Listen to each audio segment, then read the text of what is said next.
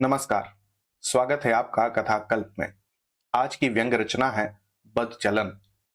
व्यंग्यकार हैं हरिशंकर परसाई और स्वर है प्रवीण दीक्षित का। एक बाड़ा था। बाड़े में 13 किराएदार रहते थे। मकान मालिक चौधरी साहब पास ही एक बंगले में रहते थे। एक नए किराएदार आए।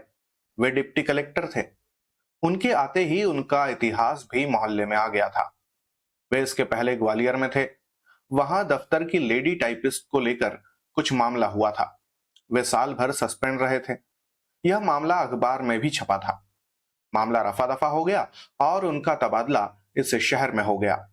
डिप्टी साहब के इस मकान में आने के पहले ही उनके विभाग का एक आदमी मोहल्ले में आकर कह गया था कि यह बहुत बदचलन चरित्रहीन आदमी है। जहां रहा वहीं इसने बदमाशी की। यह बात सारे 13 किराएदारों में फैल गई। किराएदार आपस में कहते, यह शरीफ आदमियों का मोहल्ला है, यहाँ ऐसा आदमी रहने आ रहा है। चौधरी साहब ने इस आदमी को मकान देकर अच्छा नहीं किया। कोई कहते, अरे भाई बहू बेटियां सबके घर में हैं, यहाँ ऐसा दुराचारी आदमी रहने आ रहा है। भला शरीफ आदमी यहाँ कैसे रहेंगे। डिप्टी साहब को मालूम था कि मेरे बारे में इधर खबर पहुंच चुकी है। वे यह भी जानते थे कि यहाँ सब लोग मुझसे नफरत करते हैं, मुझे बदमाश मानते हैं।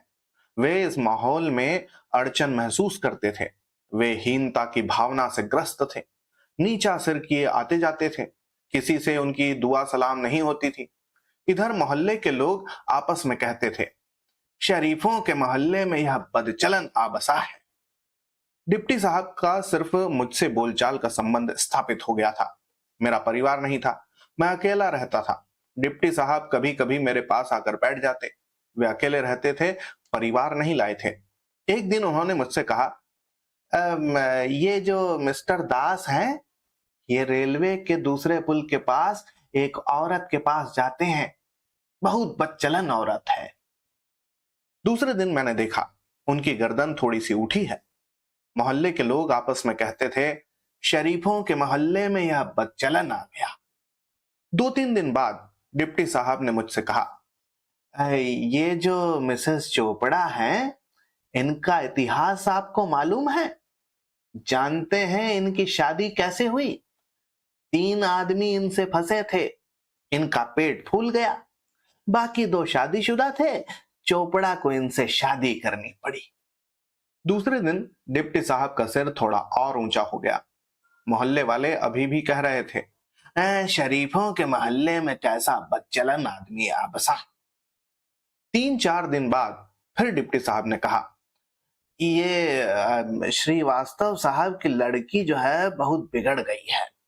ग्रीन होटल में पकड़ी गई थी एक आदमी के साथ। डिप्टी साहब का सिर और ऊंचा हुआ।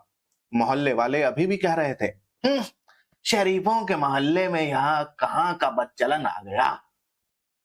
3-4 दिन बाद डिप्टी साहब ने कहा, ये जो पांडे साहब हैं, अपने बड़े भाई की बीवी से फंसे हैं।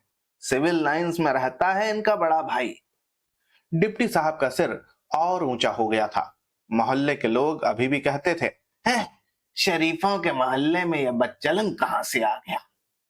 डिप्टी साहब ने मोहल्ले में लगभग हर एक के बारे में कुछ पता लगा लिया था। मैं नहीं कह सकता कि यह सब सच था या उनका गढ़ा हुआ। आदमी वे उस्ताद थे, ऊंचे कलाकार। हर बार जब वे किसी की बदचलनी की खबर देते, उनका सिर और ऊंचा हो जाता। अब डिप्टी साहब का सिर पूरा तन गया था। चाल में अकड़ आ गई थी। लोगों से सलाम दुआ होने लगी थी। कुछ बात भी कर लेते थे। एक दिन मैंने कहा, बीवी बच्चों को ले आइए ना, अकेले तो तकलीफ होती होगी। डिप्टी साहब ने कहा, अरे साहब, शरीफों के मोहल्ले में मकान मिले तभी तो लाऊंगा बीवी बच्चों को। तो ये थी आज की व्यंग्य रचना। आपको कैसी लगी जरूर बताइएगा। होती है अगली कहानी में फिर मुलाकात। तब तक के लिए धन्यवाद और जय हिंद।